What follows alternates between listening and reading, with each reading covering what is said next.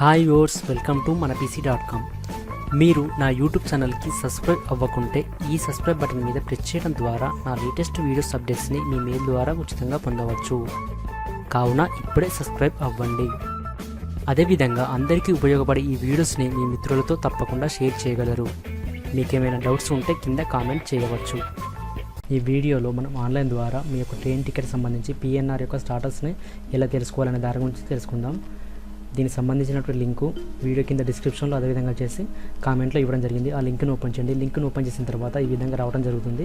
ఇక్కడ PNR నెంబర్ని enter చేయండి. ఎంటర్ చేసిన తర్వాత ఇక్కడ సబ్మిట్ ఉందిగా, దీన్ని క్లిక్ చేయండి.